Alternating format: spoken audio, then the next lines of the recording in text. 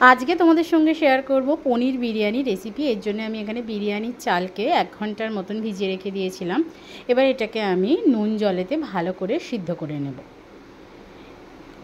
এবার আমি একটা কড়াইতে কিছুটা সাদা তেল দিয়ে নিয়েছি, দেখতেই পাচ্ছ একটু পরিমাণে বেশি নিয়েছি। এবার তার মধ্যে আমি ঘি দিয়ে নিয়েছি।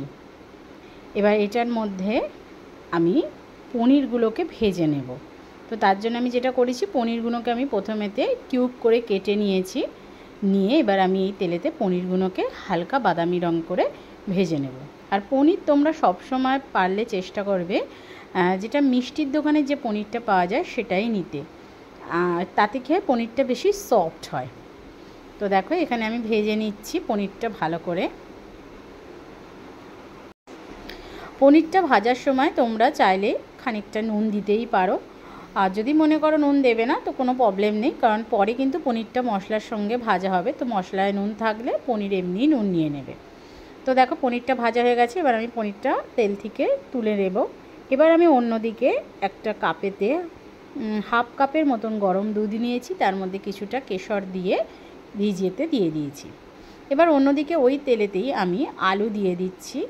আলুটা দেখো যেরকম বিরিয়ানির আলু হয় আমি সেরকমই দিয়েছি, কিন্তু বিরিয়ানির আলুগুলো খুব বড় বড় হয়, এক্ষেত্রে আমি ছোট আলুগুলোকে এখানেতে ইউজ করেছি। এবার এর মধ্যে আমি দিয়ে নিচ্ছি হলুদ আর একটু সামান্য পরিমাণে নুন, যাতে আলুর মধ্যে একটা সুন্দর কালার আসে। এবার এটাকে আমি চাপা দিয়ে ভালো করে ভাজতে থাকবো, মানে বেশ এপিট ওপিট ভাজা ভাজা হবে, সেইভাবে ভেজে নেব। তো আলুগুলোকে আমি এই তেল থেকে তুলে নিচ্ছি। এবার আমি এর মধ্যে দিয়ে নেব কুচিয়ে রেখে দেওয়া পেঁয়াজ। আমি এখানে কিন্তু যে পনির বিরিয়ানিটা করেছি এটা কিন্তু একদম সম্পূর্ণ যে নিরামিষ পনির বিরিয়ানি হয় সেটা কিন্তু আমি করিনি। আমি এখানেতে সব রকম মানে পেঁয়াজ আদা রসুন দিয়েই করেছি। এবার পেঁয়াজটা বেরেস্তার মতন ভেজে নিয়ে এবার এর মধ্যে আমি জল দিয়ে নিয়েছি, তাতে দিয়ে নিয়েছি আদা বাটা রসুন বাটা। এখানে আদা রসুন আমি 2 চামচ করে বাটা দিয়েছি ছোটো চামচে। এবার আমি এর মধ্যে দিয়ে নেব লঙ্কা গুঁড়ো, দিয়ে একটু নাড়াচাড়া করে নেব। লঙ্কা গুঁড়োটা একটু বেশিই দিচ্ছি আমি, যেহেতু আলু পনির সব কিছু এর মধ্যে পড়বে, তো সেটা তখন কিন্তু একদম ঠিকঠাক হয়ে যাবে। এবার আমি এখানে দিয়ে নিচ্ছি টক দই। টক দই এখানে আমি 3 চামচের মতন দিয়ে নিয়েছি টক দই। এবার এটা ভালোভাবে আমি এইভাবে নেড়ে নেব।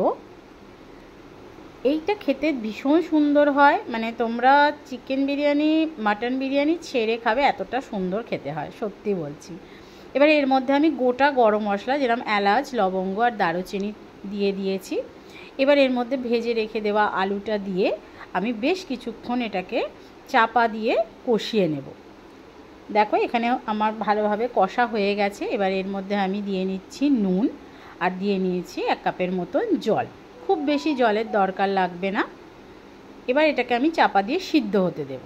আলু এখানে আমার সিদ্ধ হয়ে গেছে, দেখে বুঝতেই পারবে তোমরা। দেখো এবার আমি এর মধ্যে পনিরগুলোকে দিয়ে নিচ্ছি, যে ভেজে রেখে দেওয়া পনির নিয়েছিলাম সেটাও আমি এর মধ্যে দিয়ে নিচ্ছি।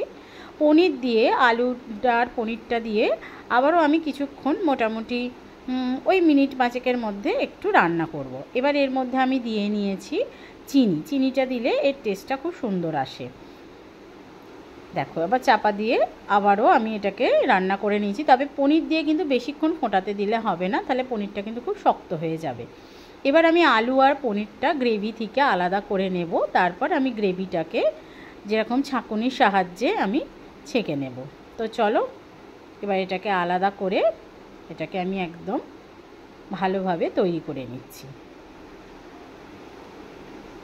দেখো এখানে আমি আলু পনির আলাদা করেছি, এখানে গ্রেভিটা আলাদা করে নিয়েছি। গ্রেভিটা কিন্তু আমি ভালো করে ছাঁকুনির সাহায্যে ছেঁকে নিয়েছি, মানে শুধু রোগানটা নিয়েছি। এবার এর মধ্যে আমি দিয়ে নিয়েছি 2 চামচের মতন ঘি। আর এখানেতে দেখো যে কেশরের যে দুধটা করে রেখে দিয়েছিলাম তার মধ্যে আমি দিয়ে নিচ্ছি আতর, মিঠা আতর, আর দিয়ে নিচ্ছি এখানেতে ফুড কালার। ফুড কালারটা তোমরা তোমাদের মতন দিতেও পারো, নাও দিতে পারো। এবার আমি এর মধ্যে দিয়ে নিচ্ছি 2 চামচের মতন কেওড়া জল, 2 চামচের মতন গোলাপ জল দিয়ে আবারও এটাকে ভালোভাবে নাড়াচাড়া করে রেখে দিয়েছি। তো চলো এবার আমি ভালোভাবে হাঁড়িটা সাজিয়ে নেব। আমি হাঁড়ির তলাতে দিয়ে নিয়েছি তেজপাতা, যেরকম মাটন বিরিয়ানি বা চিকেন বিরিয়ানি খেতে করা হয়। এবার আমি এর মধ্যে দিয়ে নেব আলু আর পনিরটা। আচ্ছা, তোমরা যারা নতুন করবে তাদের ক্ষেত্রে বলে রাখি, তোমরা কিন্তু এরম আলু পনির নিচে দেবে না। প্রথমে তেজপাতাটা দেওয়ার পরে তার উপরে এক স্তর ভাত দিয়ে নেবে, মানে যে রাইসটা তোমরা সিদ্ধ করে রেখে দিয়েছো সেটা দিয়ে নেবে, তার উপরে আলু আর পনিরটা দিয়ে তারপরে এই রোগানটা দেবে। কারণ যারা নতুন করছো তাদের ক্ষেত্রে যেটা হবে সেটা হচ্ছে, যদি তোমরা এটা ঠিক মতনভাবে স্টিম না করতে পারো বা ঠিক মতনভাবে কুক না করতে পারো, তাহলে কিন্তু নিচেটা ধরে যাওয়ার একটা ভয় থাকে। এবার আমি এর মধ্যে দেখো বিরিয়ানি মশলা দিয়ে নিয়েছি, আর তার সঙ্গে দিয়ে নিয়েছি দুধে গুলে রাখা জাফরানটা। তারপর আমি দিয়ে নিচ্ছি ভাতটা। এবার এর মধ্যে আমি আবারও দুধে গুলে রেখে দেওয়া জাফরানটা এইভাবে দিয়ে দেব, আর তার সঙ্গে দিয়ে নেব বিরিয়ানি মশলাটা, তার সঙ্গে ওপরে রোগানটা আবারও দিয়ে নিচ্ছি, আবারও বিরিয়ানি মশলা। এবার এটা ভাতটা আবার দিয়ে নেব। আর চালটা তোমরা সবসময় যেরকম বলা থাকে বিরিয়ানিতে, একদম তোমরা যেটা করবে সেটা হচ্ছে 60 to 70% কিন্তু সিদ্ধ করবে, মানে পুরো 90-100 এইরকম সিদ্ধ করবে না, কারণ এতে স্টিম হবে। তো খুব বেশি সিদ্ধ হয়ে গেলে কিন্তু ভাতটা কিন্তু একদম মানে একদম সেই ন্যাতা মতন হয়ে যাবে, সেটা কিন্তু ভালো লাগবে না। তো দেখো একদম লাস্ট আমি এটা দিয়ে নিচ্ছি, দিয়ে নিয়ে এটা একদম আমার সাজানো রেডি হয়ে গেল। এবার এর মধ্যে আমি গোলাপের পাপড়ি দিয়ে নেব।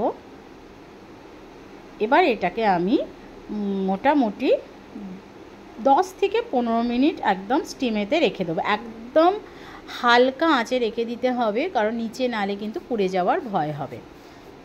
তো চলো 10-15 মিনিট স্টিম হোক।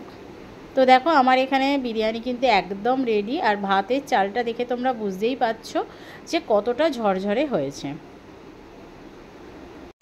তো চলো আমি এটাকে তোমাদের প্লেটে সার্ভ করে দেখাচ্ছি কিরাম হয়েছে। তো আজকের রেসিপি তোমাদের কিরাম লাগলো অবশ্যই জানাবে, আর সত্যি বলছি তোমরা এটা কিন্তু অবশ্যই ঘরে করে খাবে।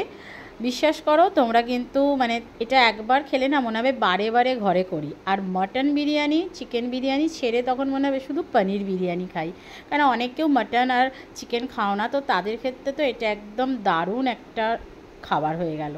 তো চলো আজকের মতন এইটুখানি। যাদের যাদের ভালো লাগলো অবশ্যই একটা লাইক আর শেয়ার করো, আর যারা যারা নতুন আমার পেজটাকে দেখছো তাদের বলবো একটা ভালোবেসে তোমরা ফলো করে দিয়ে যেও। আবারও খুব তাড়াতাড়ি আসবো নতুন রেসিপি নিয়ে। আর এটা কিন্তু দারুণ হয়েছে, তোমরা দেখতেই পাচ্ছ কতটা সুন্দর হয়েছে। তো চলো টাটা।